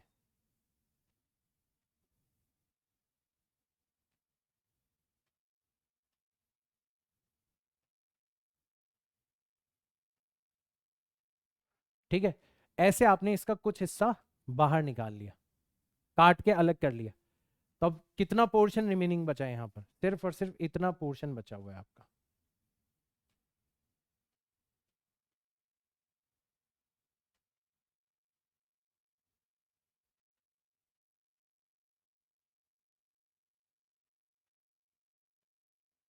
सिर्फ और सिर्फ इतना पोर्शन बचा हुआ है आपका, इसका आपको centre of mass find out करना है। ठीक है, दे क्या रखा है आपको? आपको बड़ी जो डिस्क है उसकी रेडियस दे रखी है, तो उसकी रेडियस आप ले लो आर, बिग ले लो, ठीक है, ताकि आपको फॉर्मूला याद करने में आसानी हो जाएगी। ठीक है, बड़ी वाली रेडियस की, बड़ी वाली जो डिस्क है उसकी रेडियस कितनी है? R B, B stands for bigger, bigger disc. ठीक है, और जो छोटी वाली डिस्क है, जो छोटी वाली डिस्क है उसकी रेडियस कितनी है? तो ये जो रेडियस है यहां से लेके यहां तक, this radius is are S. ये रेडियस कितनी हो गई? आर एस हो गई। तो आर बी रेडियस वाली डिस्क में से आपने आर एस रेडियस वाली डिस्क को काट के अलग कर लिया। अब आपको बताना है कि जो रिमेनिंग बॉडी बची, जिसको अपन ट्रंकेटेड बॉडी कहते हैं, उसका सेंटर ऑफ मास कहां पर होगा? ऑब्वियसली सेंटर पर तो नहीं होगा, क्योंकि अब सेंटर के अबाउट आपका सिस्टम सिमेट्रिक नहीं रहा। हाँ, लेकिन हमें इतना जरूर पता है कि सर अभी भी ये इस लाइन के अबाउट सिमेट्रिक है। अभी भी अगर आप इस लाइन के अबाउट देखोगे ना, ये जो एक्स एक्सिस है इसके अबाउट आपकी जो बॉडी है वो स्टिल सिमेट्रिक है। इस लाइन के about this body is still symmetric. ठीक है, ये जो लाइन है इसके अबाउट अभी भी ये बॉडी जैसे ऊपर दिख रही है वैसी। तो इतना तो हमें पता है कि हमारा सेंटर ऑफ मास होगा तो एक्स एक्सिस पर, क्योंकि एक्स एक्सिस क्या है? इसकी लाइन ऑफ सिमेट्री है। ठीक है, तो ये हमें यहां पर लाइन ऑफ सिमेट्री दिखाई दी। कौन? हमारा एक्स एक्सिस। इसका मतलब हमें इतना तो पता पड़ गया कि हमें सिर्फ और सिर्फ एक्स सी एम निकालना है, वाई सी एम जो होगा वो पक्का कितना हो जाएगा? 0 हो जाएगा। ठीक है, चलो बहुत बढ़िया। अब यहां पर सर क्या करना है, क्या करना है, क्या करना है? तो जो काम मैंने आपको बताया था वही काम आपको यहां पर करना है। मैंने क्या बताया था कि जो रिजिड बॉडी है उसको आप पॉइंट मास मान सकते हो, और कहां पर रखना है उस पॉइंट मास को? उस रिजिड बॉडी के सेंटर ऑफ मास पर। तो जब आप कंपोजिट बॉडी की बात करते हो तो आपका मास ऐड होता है कि आपने कोन लिया और फिर उसमें आपने सॉलिड स्फीयर को ऐड किया है, दोनों के मासेस ऐड हो गए। लेकिन जब आप ट्रंकेटेड बॉडी की बात करते हो तो आपका मास सब्ट्रैक्ट हो जाता है, यानी कि आपने जिस बॉडी को काट के निकाला है उसके मास को आप क्या ले सकते हो? नेगेटिव ले सकते हो। मास कभी नेगेटिव नहीं ले सकते, इस प्रोसीजर में नेगेटिव लिया जा सकता है। आप ये कह सकते हो कि सर बड़ी वाली जो डिस्क है उसमें से छोटी वाली डिस्क को हम रिमूव कर रहे हैं, तो हम मास को क्या कर रहे हैं? यहाँ पर सब्ट्रैक्ट कर रहे हैं। बाकी फंडा अभी भी वो का वही रहेगा कि यहां पर भी आपकी दो बॉडीज होंगी। ठीक है, ठीक है, तो ऐसा का ऐसा एक्स एक्सिस में यहां पर भी बना लेता हूं। ठीक है, ये देखो ये मैंने बना लिया एक्स एक्सिस। ठीक है, और हथियार मैंने क्या बताया था? मैंने बताया था कि आप पूरी की पूरी रिजिड बॉडी को रिप्लेस कर सकते हो विथ अ पॉइंट मास। तो जो आपकी पहली बॉडी है, मतलब जो आपकी कंप्लीट डिस्क है, उसका सेंटर तो कहां पर होगा? सर यहां पर होगा, ओरिजिन पर होगा। तो एक चीज तो हमें पता पड़ गई कि जो पहला मास है उसको कहां पर रख सकते हैं हम लोग? हमारे पहली बॉडी के सेंटर पर रख सकते हैं, मतलब ओरिजिन पर रख सकते हैं। तो ये बन गया हमारा ओरिजिन, ये बन गया हमारा ओरिजिन, और यहीं पर क्या रखा हुआ है? आपका M1 रखा हुआ है। जो कंप्लीट डिस्क है उसको आपने यहीं पर रख दिया। तो M1 का मतलब क्या हो गया बेटा? M1 का मतलब हो गया कंप्लीट डिस्क। ठीक, कंप्लीट डिस्क आपकी कहां पर रखी हुई है? यहां पर रखी, तो उसको हमने पॉइंट मास से रिप्लेस कर दिया। और जिस डिस्क को आपने रिमूव किया है उसका सेंटर ऑफ मास कहां पर होगा? इसके सेंटर पर होगा। ठीक है, तो ये वाला जो पॉइंट है, ठीक है, इसको मैप कर दिया हमने हमारे नए एक्स एक्सिस के ऊपर। तो यहां कहीं पर होगा हमारा यहां कहीं पर होगा हमारा -m2। -m2 माइनस क्यों लगाया? क्योंकि हम इस मास को रिमूव कर रहे हैं। तो ये हो जाएगी आपकी रिमूव्ड डिस्क।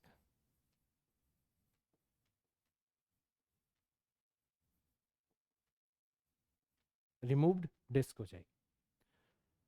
अच्छा, अगर इसको आपने ओरिजिन माना है तो इसके कोऑर्डिनेट तो 0,0 हो गए। इसके कोऑर्डिनेट तो क्या हो गए? 0,0 हो गए। इस पॉइंट के कोऑर्डिनेट क्या होंगे? इस पॉइंट के कोऑर्डिनेट क्या होंगे? तो देखो ये यहां से कितनी दूरी पर होगा? यहां से लेके यहां तक की दूरी कितनी है? RB। और यहां से लेके यहां तक की दूरी कितनी है? RS। तो जो रिमेनिंग डिस्टेंस है वो कितनी हो जाएगी? वो हो जाएगी RB माइनस RS। ये जो डिस्टेंस है, ये वाली जो डिस्टेंस है, ये डिस्टेंस कितनी हो जाएगी आपकी? RB माइनस RS हो जाएगी। मतलब कोई अगर आपको इस पॉइंट के कोऑर्डिनेट पूछे तो इस पॉइंट के कोऑर्डिनेट हो जाएंगे RB माइनस RS। ये तो x कोऑर्डिनेट हो गया। और y कोऑर्डिनेट ऑब्वियसली कितना होगा? 0 होगा। तो सारी सामग्री हमारे पास में आ चुकी है। हमारे पास में पहला मास आ चुका है, ठीक है। तो फर्स्ट मास जो है वो हमारे पास में आ चुका है। तो फर्स्ट मास यानी कि m1, इसको हम कैसे लिखेंगे? डेंसिटी। तो डेंसिटी को अपन मान लेते हैं सिग्मा। सिग्मा क्या है यहां पर? यहां पर सिग्मा है डेंसिटी, ठीक है। डेंसिटी पर यूनिट एरिया, मास पर यूनिट एरिया। तो इसको अपन बोलते हैं एरियल डेंसिटी या सुपरफिशियल डेंसिटी बोलते हैं अपन इसको, ठीक है। तो जो m1 है, मतलब जो कंप्लीट डिस्क है, उसका मास कितना हो जाएगा? Density multiplied by complete disc का एरिया। कंप्लीट डिस्क का एरिया कितना है? पाई इंटू बिगर रेडियस का स्क्वायर। ये आपका पहला मास हो गया, ठीक है। और इसका x1 भी आपको पता पड़ गया कितना है? 0 है। इसका x कोऑर्डिनेट कितना है? 0 है। इसी तरीके से जो आपका सेकंड मास है, इसी तरीके से आपका जो सेकंड मास है, मतलब -m2, मतलब minus sigma multiplied by pi into RS का स्क्वायर, स्मॉलर रेडियस का स्क्वायर। इसका x कोऑर्डिनेट क्या हो जाएगा? x2 क्या हो जाएगा? ये हो जाएगा आपका RB माइनस RS हो जाएगा, बिगर रेडियस माइनस स्मॉलर रेडियस। तो सारी चीजें आ गई हमारे पास में। पहला मास आ गया, पहला x कोऑर्डिनेट आ गया। दूसरा मास आ गया, दूसरा x कोऑर्डिनेट आ गया, ठीक है। अब हम क्या कर सकते हैं? हमारा XCM निकाल सकते हैं। YCM निकालने की जरूरत नहीं है क्योंकि वो तो हो जाएगा 0। तो XCM कैसे निकालेंगे? पहला मास मल्टीप्लाइड बाय पहला x कोऑर्डिनेट। तो sigma into pi into RB का स्क्वायर मल्टीप्लाइड बाय 0। फिर प्लस दूसरा मास मल्टीप्लाइड बाय दूसरा x कोऑर्डिनेट। तो दूसरा मास नेगेटिव है, इसलिए negative sigma into pi into RS का square multiplied by RB minus RS divided by दोनों मासेस का सम। तो एक मास तो पॉजिटिव है, sigma into pi into RB का स्क्वायर, और एक मास नेगेटिव है, sigma into pi into RS का स्क्वायर। बस इसको सॉल्व करना है हमें। तो ये तो ओवरऑल टर्म कितनी हो गई? 0 हो गई। सिग्मा पाई ऊपर भी है, यहां पर भी है, यहां पर भी है। तो sigma pi sigma pi sigma pi cancel out हो जाएगा। तो सिर्फ और सिर्फ एक्सीएम निकालना है आपको। तो एक्सीएम कितना निकल के आएगा? एक्सीएम निकल के आएगा माइनस का RS square multiplied by RB minus RS divided by RB square minus RS का स्क्वायर। अभी जो RB square minus RS square है, इसको भी आप एक्सपेंड कर सकते हो। तो कितना बचेगा? माइनस RB का RS का स्क्वायर है ना, स्मॉलर रेडियस का square multiplied by bigger radius minus smaller radius divided by, इसको एक्सपेंड करोगे तो एक बार दोनों को प्लस कर देना है और एक बार दोनों को क्या कर देना है? माइनस कर देना है। तो आप देखोगे इससे ये कैंसिल आउट हो जाएगा। तो फाइनली जो आपका एक्स सी एम निकल के आएगा वो कितना निकल के आएगा, माइनस आर एस का स्क्वायर, स्मॉलर रेडियस का स्क्वायर, डिवाइडेड बाय दोनों रेडियस का sum, R B plus R S. ये आपका आंसर हो गया। अब आप चाहो तो इसको डायरेक्ट ध्यान रख सकते हो। तो अब से जब भी ऐसा क्वेश्चन दिखाई देगा, देखो वैसे तो प्रोसीजर आपको पता पड़ गया कि ट्रंकेटेड बॉडीज के केस में आप क्या कर सकते हो, जो कंप्लीट बॉडी है उसको फर्स्ट बॉडी मान सकते हो, और जो रिमूव्ड बॉडी है उसको सेकंड बॉडी मान सकते हो। बस रिमूव्ड है इसलिए उसका मास आपको नेगेटिव लेना है, बाकी प्रोसीजर अभी भी सेम है, हथियार अभी भी सेम है कि पूरी की पूरी बॉडी को एक पॉइंट मास से रिप्लेस किया जा सकता है at their centre of mass. तो चीजें बहुत आसान है, लेकिन फिर भी मैं ये कहूंगा क्योंकि ये क्वेश्चन पॉपुलर है, क्योंकि इस प्रोसीजर के अंदर हो सकता है बच्चों को टाइम लग जाए, बच्चे उलझ जाए, तो ये फॉर्मूला आपको डायरेक्ट ध्यान रखना है, माइनस स्मॉलर रेडियस का स्क्वायर डिवाइडेड बाय दोनों रेडियस का सम। ये आपको ध्यान रखना है। तो जैसे अब से जब भी कोई क्वेश्चन आएगा उसमें आपको डायरेक्ट लगाना है। जैसे मान लो मैंने ऐसा क्वेश्चन दे दिया आपको कि एक डिस्क है, ठीक है, तो ये हो गई आपकी डिस्क,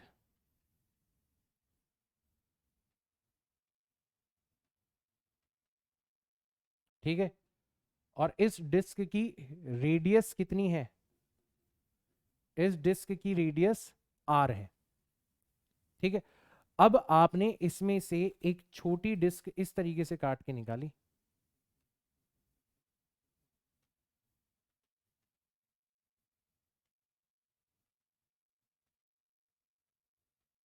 ऐसे, ये आपका पोर्शन बच गया।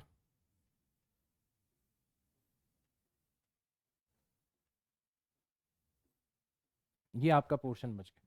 अब आपसे कोई पूछे कि बताओ इसका सेंटर ऑफ मास कहां पर होगा, तो अब आपको पूरा प्रोसीजर नहीं लगाना, आपको सबसे पहले तो क्या बोलना है कि भैया इसका जो सेंटर ऑफ मास होगा वो इस लाइन ऑफ सिमेट्री के ऊपर होगा। ये रहा आपका लाइन ऑफ सिमेट्री, ठीक है। हम ओरिजिन किसको मान रहे हैं, इसको मान रहे हैं ओरिजिन, ये रहा हमारा ओरिजिन, ठीक है। और ओरिजिन से कितनी डिस्टेंस पर होगा, कोऑर्डिनेट क्या होगा, तो अब आपके पास में डायरेक्ट फॉर्मूला है। तो यहां पर बिगर रेडियस जो है वो तो आपको सीधा सीधा कितनी दे दी गई है, आर दे दी गई है। और नोटिस करो स्मॉलर रेडियस कितनी है, आप नोटिस करो कि जो बड़े डिस्क की रेडियस है वो छोटे वाले डिस्क का डायामीटर है। तो अगर आप ध्यान से देखोगे तो यहां पर जो स्मॉलर रेडियस है वो कितनी हो जाएगी, वो हो जाएगी आर डिवाइडेड बाय 2, इस रेडियस का भी आधा, ठीक है। तो आप डायरेक्ट क्या निकाल सकते हो, एक्स सी एम निकाल सकते हो। कैसे निकालोगे, माइनस स्मॉलर रेडियस का स्क्वायर डिवाइडेड बाय बिगर रेडियस प्लस स्मॉलर रेडियस, खत्म। तो स्मॉलर रेडियस का स्क्वायर करोगे तो कितना आ जाएगा, आर स्क्वायर डिवाइडेड बाय 4 आ जाएगा, और नीचे दोनों को ऐड करोगे तो ये हो जाएगा R plus R divided by 2। तो अल्टीमेटली आपका जो एक्स सी एम है वो कितना आ जाएगा, वो आ जाएगा माइनस का आर स्क्वायर डिवाइडेड बाय 4, ठीक है। और यहाँ पर बच जाएगा 3r/2, तो 3r तो रह गया नीचे और 2 चला गया ऊपर, r से r की एक पावर चली गई, 2 से 4 चला गया, तो एक्स सी एम कितना आ जाएगा आपका, ये आ जाएगा माइनस आर डिवाइडेड बाय 6। इतनी डिस्टेंस पर आपका सेंटर ऑफ मास होगा। माइनस का मतलब है इस तरफ होगा कहीं पर, यहां कहीं पर आपका सेंटर ऑफ मास होगा, ये होगा आपका सेंटर ऑफ मास। और इसका कोऑर्डिनेट कितना हो जाएगा, -r/6, रेडियस की 1/6 डिस्टेंस पर आपका सेंटर ऑफ मास होगा। इस तरीके से आप लोग क्या कर सकते हो, इस तरीके से आप लोग सेंटर ऑफ मास निकाल सकते हो, भले ही कंपोजिट बॉडी हो, भले ही ट्रंकेटेड बॉडी हो। आया सबको समझ में। तो एक तो ये ट्रिक खेली जा सकती है आपके साथ में। एक क्या किया जा सकता है कि कई बार क्या होता है, चीजें पूछी तो वही जा रही होती है बट उसका तरीका बदल लिया जाता है। जैसे एक एग्जाम्पल करवाता हूँ मैं आपको, और जब भी मैं ये क्वेश्चन देता हूँ ना बच्चों को, तो बहुत सारे बच्चे गलती कर देते हैं। बच्चों को लगता है तो सर ने डायरेक्ट फॉर्मूला बेस्ड क्वेश्चन पूछ लिया, ठीक है ना। तो ऐसा क्वेश्चन आपको दे दिया जा सकता है। जैसे मान लो ये मैंने एक क्वेश्चन दिया, ठीक है, अभी देखना आपको भी ऐसा ही लगेगा, अरे यार ये क्या ही क्वेश्चन है, ये तो डायरेक्ट सर ने बताया था। ठीक है, तो आपको ये दे रखा है वाई एक्सिस, ठीक है, this is Y axis, no problem at all, ठीक है, दिस इज एक्स एक्सिस, ठीक है, और यहां पर आपको एक ऐसा सेक्टर, सेक्टर नहीं, एक ऐसा आर्क बना के दे रखा है,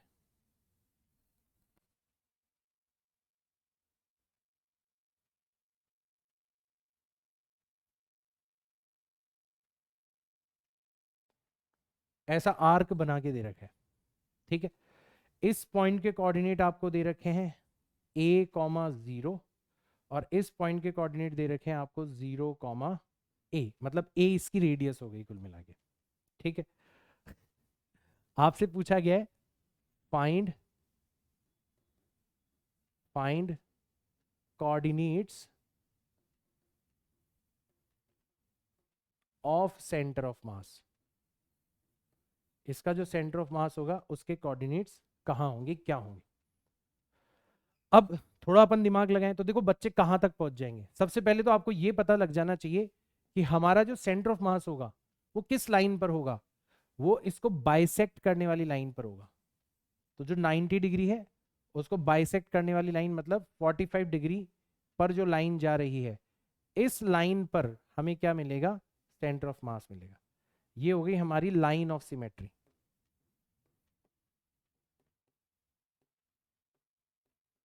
इस पर हमें सेंटर ऑफ मास मिलने वाला है। अच्छा, इसका तो फॉर्मूला भी था कि आप ये देखो, ये जो सिमेट्रिकल लाइन है उससे दोनों तरफ कितने एंगल बन रहे हैं, तो इधर भी आपका π/4 एंगल बन रहा है और इधर भी आपका π/4 एंगल बन रहा है, मतलब थीटा कितना हो गया यहाँ पर, π/4 हो गया। तो आपने ध्यान से देखना, आपने मतलब सर आपने बताया था कि सेंटर से कितनी डिस्टेंस पर सेंटर ऑफ मास होगा, ये जो सेंटर ऑफ मास है ये कितनी डिस्टेंस के ऊपर होगा। तो ये डिस्टेंस आपको बताई गई थी कि मान लो ये ओरिजिन है और ये सेंटर ऑफ मास है, तो आपको डायरेक्ट मैंने बताया था कि distance distance of centre of mass from origin, origin से सेंटर ऑफ मास की डिस्टेंस कितनी होगी, ये आपने बताया था सर। सेंटर से, सेंटर या कह लो या ओरिजिन कह लो, ठीक है ना। तो इसके लिए आपने बताया था कि ये जो डिस्टेंस होगी ये कितनी हो जाएगी, ये हो जाएगी, ये हो जाएगी r multiplied by sine theta divided by theta, और थीटा क्या है यहाँ पर, π/4 है, ठीक है। तो π/4 है, इसका मतलब तो ये जो डिस्टेंस है ये कितनी आ जाएगी, ये आ जाएगी r। अच्छा, रेडियस की जगह अपन क्या रख सकते हैं, a रख सकते हैं ना भाई, इसकी रेडियस कितनी है, a है, तो radius multiplied by sine theta upon theta. तो रेडियस की जगह तो हमने रख दिया a, साइन थीटा की जगह रख दिया हमने 45, मतलब π/4, रेडियन में रखना है बेटा, ध्यान रखना, और नीचे भी रख दिया हमने π/4। तो ये हो जाएगा 4a डिवाइडेड बाय पाई, और साइन π/4, साइन 45 की वैल्यू कितनी होती है, 1/√2 होती है। तो ये हो जाएगा आपका 2√2a डिवाइडेड बाय पाई, 2√2 है ना, 4 को डिवाइड करोगे √2 से तो 2√2 बचेगा। अब पता है बहुत सारे बच्चे क्या करेंगे, बहुत सारे बच्चों को लगेगा इतनी मेहनत हो गई, लगेगा यार हमने फाइनल आंसर निकाल लिया, और ये भी आपके ऑप्शंस में गिवन होगा कि 2√2a upon pi, 2√2a upon pi, ये आपके ऑप्शन में गिवन होगा। बच्चों को लगेगा यही राइट आंसर है क्योंकि हमने तो यही निकाला है, लेकिन बेटा ध्यान रखना ये कोऑर्डिनेट नहीं है, ये तो यहां से लेके यहां तक की डिस्टेंस है, this is not coordinate. Coordinate कैसा होता है, तो अगर आप ये डिस्टेंस आपको पता है, ठीक है, अगर OC आपको पता है, तो कोऑर्डिनेट का मतलब हो जाएगा यहां से आप परपेंडिकुलर डालो यहां पर, ठीक है, तो ये तो हो जाएगा आपका XCM, ठीक है, और यहां से आप परपेंडिकुलर डालो यहां पर, ये हो जाएगा आपका YCM। ये कोऑर्डिनेट्स आपको निकालना है।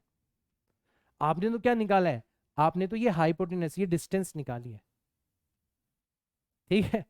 तो बस यहां पे यही चीज ध्यान रखना है कि जो XCM होगा वो कैसे हो जाएगा, हाइपोटेनस का बेस निकालना है, बेस मतलब कॉस्ट कंपोनेंट। तो ये हो जाएगा XCM हो जाएगा आपका OC, मतलब O और C, ओरिजिन और सेंटर ऑफ मास के बीच की डिस्टेंस, मल्टीप्लाइड बाय cos π/4, ठीक है। और ये हो जाएगा आपका OC multiplied by sin π/4। Obviously दोनों बराबर होंगे, तो दोनों में से कोई सी भी एक चीज निकाल लो। OC आप निकाल चुके हो ना, तो मैंने इसका नाम रख दिया OC। तो अब आप कोऑर्डिनेट्स निकाल सकते हो। तो OC कितना है?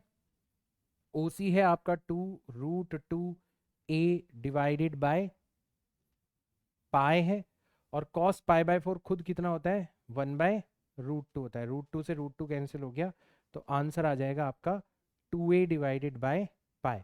और इसी तरीके से जब इसको सॉल्व करोगे तो ये भी कितना आ जाएगा? 2a डिवाइडेड बाय पाई आ जाएगा। इसको भी सॉल्व करना, ये हमें निकालना था। तो अब हमारा जो आंसर है वो कितना होना चाहिए? अब हमारा जो आंसर है वो होना चाहिए 2a divided by pi, comma 2a divided by पाई। ये होना चाहिए हमारा आंसर। तो ये उन क्वेश्चंस का एग्जांपल है जो बच्चों को ललचाते हैं, बच्चों को इस, और अच्छे बच्चों को ध्यान रखना, क्योंकि ये आर्क का, सेंटर ऑफ मास का फॉर्मूला ये नॉर्मल बच्चे को तो वैसे भी नहीं पता होगा। तो नॉर्मल बच्चा तो क्या करेगा, इस क्वेश्चन को छोड़ देगा बेचारा, वो कम नुकसान में रहेगा। जो होशियार बच्चे हैं ना, जिनको फिसलाना होता है नीट को, वो ऐसे क्वेश्चंस बनाते हैं फिर, क्योंकि उनको पता है कि इसमें नॉर्मल जो बच्चा बेचारा एवरेज बिलो एवरेज बच्चा है, वो तो इसको ट्राई नहीं करेगा, ठीक है, वो तो कोई दिक्कत नहीं, वो छोड़ के आगे बढ़ जाएगा, उसको नहीं पता होगा ये सब। पर जो होशियार बच्चा है, जिसने कोचिंग करी है, जिसने सुभाष सर से पढ़ाई करी है, जिसने कोटा में जाके कोचिंग करी है, इसका मतलब उसको ये फॉर्मूला पता है, तो उसको ललचाया जा रहा है यहाँ पर, उसको उलझाया जा रहा है यहाँ पर। तो बस अगर आप उलझे नहीं, क्वेश्चन को आपने ध्यान से पढ़ा, तो फिर आप कभी भी ऐसी गलती नहीं करोगे, फिर ये सब चीज़ें आपके लिए बहुत ज़्यादा आसान हो जाएगी। तो ये था हमारा सेंटर ऑफ मास निकालना। तो अब आपको इंपॉर्टेंस पता पड़ गई होगी कि हम लोग सेंटर ऑफ मास निकालने के लिए इतनी सारी बॉडीज का सेंटर ऑफ मास याद क्यों रखते हैं। अब उसका आपको एक क्रक्स पता पड़ गया होगा। अब अपन बात करते हैं हमारे मोशन ऑफ सेंटर ऑफ मास के बारे में।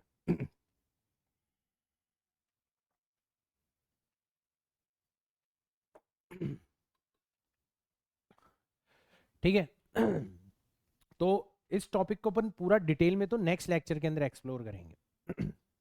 ठीक है। अभी इस लेक्चर के अंदर एक रिलीफ वाली बात मैं बता देता हूं आपको, कि जैसा फॉर्मूला सेंटर ऑफ मास की यूनिक लोकेशन निकालने के लिए हमने बनाया था, बिल्कुल वैसा का वैसा ही फॉर्मूला वेलोसिटी के लिए भी होगा, और वैसा का वैसा ही फॉर्मूला एक्सेलरेशन के लिए भी होगा। यानी कि आपको कुछ भी नया याद नहीं करना है। आप वेलोसिटी ऑफ सेंटर ऑफ मास निकालना चाहते हो, और आपको सारे पार्टिकल्स की वेलोसिटीज पता है। आपको m1 की वेलोसिटी पता है v1 है, आपको m2 की वेलोसिटी पता है v2 है, आपको m3 की वेलोसिटी पता है v3 है, and so on and so on. तो ऐसे करके आपको mn की वेलोसिटी पता है vn है।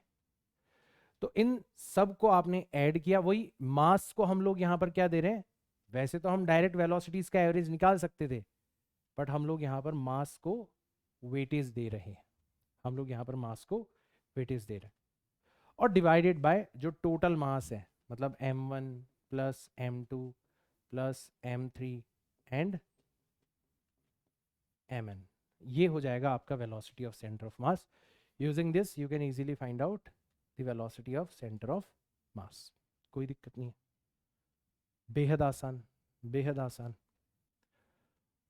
और इसी तरीके से आपका एक्सेलरेशन ऑफ सेंटर ऑफ मास जो है वो भी निकाला जा सकता है।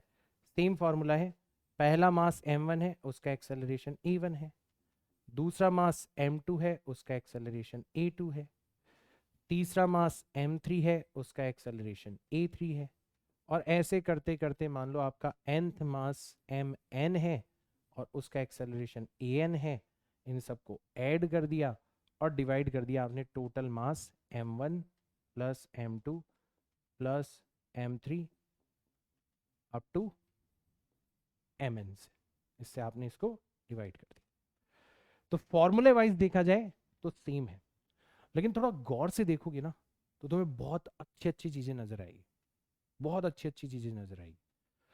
तुम यहां पर देखो कि ये m1v1 क्या है, ये पहले पार्टिकल का मोमेंटम है। m2v2 क्या है, दूसरे पार्टिकल का मोमेंटम है। तो आप थोड़ा सा गौर से देखोगे ना तो आपको एक नई चीज नजर आएगी कि ये आपके पहले पार्टिकल का मोमेंटम हो गया p1, ये आपके दूसरे पार्टिकल का मोमेंटम हो गया p2, ये आपके तीसरे पार्टिकल का मोमेंटम हो गया p3, और ये आपके nth पार्टिकल का मोमेंटम हो गया pn। और ये हो गया आपका टोटल मास, ये हो गया आपका, ये हो गया आपका टोटल मास। तो अब आप क्या देख पा रहे हो, अब आप ये देख पा रहे हो कि आपका जो नेट मोमेंटम होगा, आपका जो नेट मोमेंटम होगा इस सिस्टम का, ध्यान से देखना बहुत इंपॉर्टेंट चीज निकल के आ रही है, इस पूरे के पूरे सिस्टम का जो नेट मोमेंटम है, सारे के सारे मोमेंटम को आपने क्या कर दिया, ऐड कर दिया, वो किसके इक्वल हो जाएगा, वो हो जाएगा टोटल मास। तो टोटल मास को हमने लिख लिया कैपिटल एम, तो इसको हमने लिख लिया कैपिटल एम। पूरी की पूरे सिस्टम का आपने मास ले लिया, पूरी की पूरी रिजिड बॉडी का मास ले लिया, मल्टीप्लाइड बाय VCM। तो आज तक आप जो बॉडी का मोमेंटम निकालते थे कि सीधा सीधा मास उठाया और वेलोसिटी से मल्टीप्लाई कर दिया, आपने कभी ध्यान ही नहीं दिया कि सर ये जो बॉडी है ये तो बहुत सारे पार्टिकल से मिलके बनी हुई है।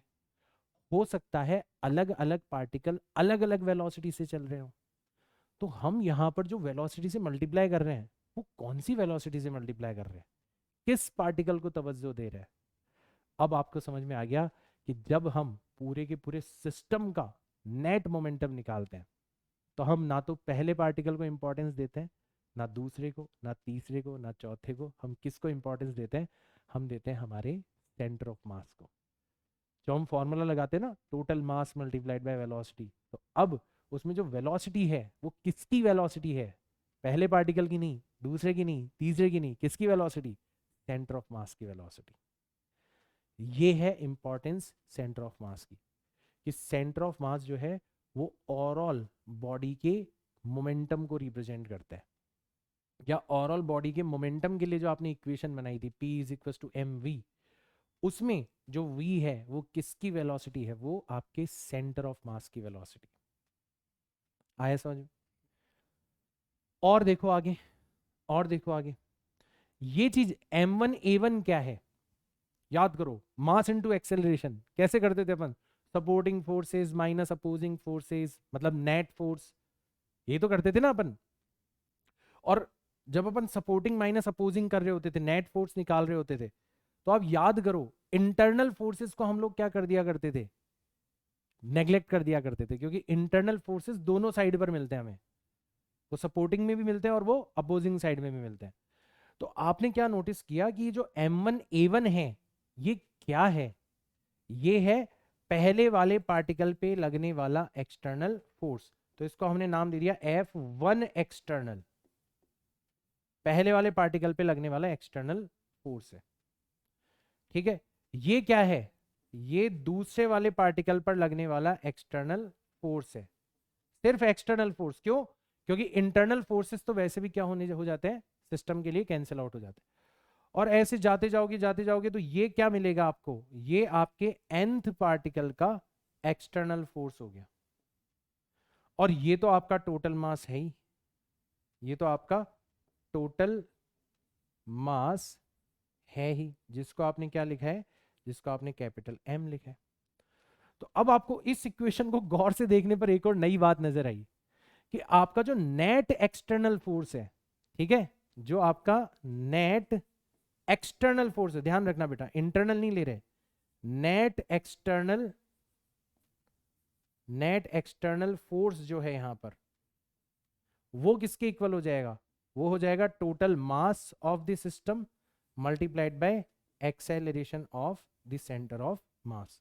तो एक बार फिर से हमें एहसास हुआ कि यार आज तक हम जो F बराबर ma कार के लिए, ट्रेन के लिए, सबके लिए लगा दिया करते थे, हमने कभी ध्यान ही नहीं दिया कि जिस कार और ट्रेन पर हम ये इक्वेशन लगा रहे हैं वो तो बहुत सारे पार्टिकल से मिलकर बनी हो सकती है, हो सकता है उसके पार्टिकल अलग अलग ट्रेवल कर रहे हो अलग अलग एक्सेलरेशन से, हम किसका एक्सेलरेशन लेंगे, अब आपको समझ में आ गया कि in this case for a system जब भी हम नेट एक्सटर्नल फोर्स निकाल रहे होंगे तो हम टोटल मास के साथ में किसका एक्सेलरेशन लेंगे, पहले दूसरे तीसरे nth पार्टिकल का नहीं, हम सेंटर ऑफ मास का एक्सेलरेशन लेंगे।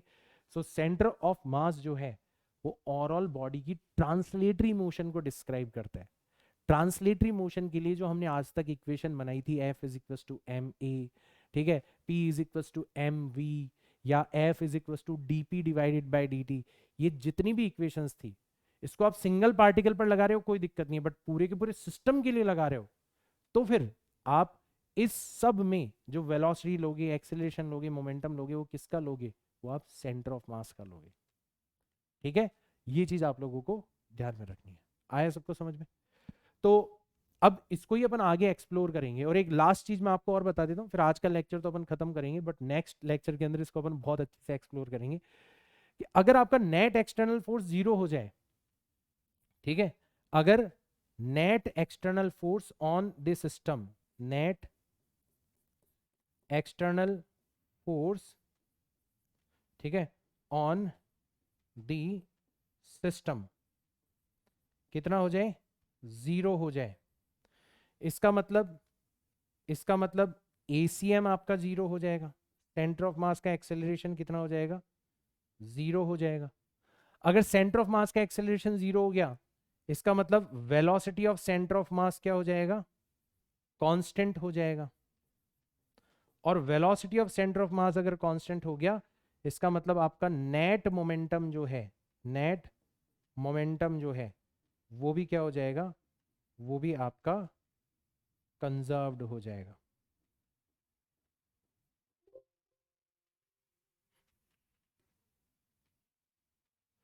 वो भी आपका कंजर्व्ड हो जाएगा, मतलब फिर नेट मोमेंटम आपका चेंज नहीं होने वाला। And this is called conservation of momentum for a system, this is called conservation of momentum for a system of particles. तो एक चीज हमें और पता चल गई कि हमारा जो कंजर्वेशन मोमेंटम है वो पूरे के पूरे सिस्टम के लिए भी एप्लीकेबल होता है। अगर पूरे के पूरे सिस्टम का अगर नेट एक्सटर्नल फोर्स निकालोगे और वो 0 आ गया, तो फिर आप ये कह सकते हो कि पूरे के पूरे सिस्टम का, हो सकता है अलग अलग पार्टिकल मूव कर रहे हो, हम उनकी गारंटी नहीं लेते, ठीक है, हो सकता है अलग अलग पार्टिकल के पास में एक्सेलरेशन हो, हम उनकी गारंटी नहीं लेते, हम तो सेंटर ऑफ मास की गारंटी लेते हैं कि सेंटर ऑफ मास का एक्सेलरेशन 0 होगा, सेंटर ऑफ मास की वेलोसिटी कांस्टेंट होगी। अगर सेंटर ऑफ मास पहले रेस्ट पर था तो वो अभी भी रेस्ट पर रहेगा, कब, अगर नेट एक्सटर्नल फोर्स 0 हो तो मेरी इन बातों को बहुत ध्यान से सुनना बेटा, ये बहुत तगड़े कॉन्सेप्ट आपको बता रहा हूं मैं, कि अगर पूरे सिस्टम पर हो सकता है बहुत सारे फोर्सेस लग रहे हो, लेकिन उन सब का सम अगर 0 आ गया, हो सकता है अलग अलग पार्टिकल एक्सेलरेट हो रहे हो सकता है अलग अलग पार्टिकल की वेलोसिटी चेंज हो रही हो, हम उनकी गारंटी नहीं ले रहे, हम किसकी गारंटी ले रहे हैं, सेंटर ऑफ मास की। सेंटर ऑफ मास ट्रांसलेशन को डिस्क्राइब करेगा, सेंटर ऑफ मास की वेलोसिटी कांस्टेंट रहेगी, सेंटर ऑफ मास का एक्सेलरेशन 0 हो जाएगा, ये हम गारंटी के साथ में कह सकते हैं। So this is the importance of center of mass and this we will explore in next lecture, पूरी की पूरी डिटेल में हम लोग एक्सप्लोर करेंगे and we will realize कि कैसे सेंटर ऑफ मास में जो भी कुछ हमने पढ़ा है वो कोलिजन के अंदर हमें मदद करेगा। तो next lecture will be transition from centre of mass towards collision, centre of मास से हम हमारे कोलिजन के अंदर एंटर कर जाएंगे और इस तरीके से हम लोग इस चैप्टर को आगे बढ़ाएंगे। मिलता हूं मैं आपसे नेक्स्ट लेक्चर के अंदर, उम्मीद करता हूं ये लेक्चर अच्छा लगा होगा, लगे तो शेयर करो, चैनल बहुत ज़्यादा डाउन जा रहा है, ठीक है ना, मतलब ऐसा लग रहा है कि, मैं आपको एक फैक्ट बताऊं, चैनल पे पिछले 20 दिन से एक सब्सक्राइबर नहीं बढ़ा है, एक भी सब्सक्राइबर, मतलब सोचो कि 20 दिन के अंदर एक भी ऐसा बच्चा यूट्यूब को नहीं मिला जिसको हमारा कंटेंट पसंद आ रहा हो। ठीक है, और अगर ये नहीं पसंद आ रहा तो पता नहीं क्या पसंद आ रहा होगा। ठीक है, तो अगर आप सपोर्ट कर सकते हो, हेल्प कर सकते हो तो कर दो, वरना तो जिंदगी चली रही है। मिलते हैं अपन नेक्स्ट लेक्चर के अंदर, तब तक के लिए tata bye bye, see you all in next class, जय हिंद।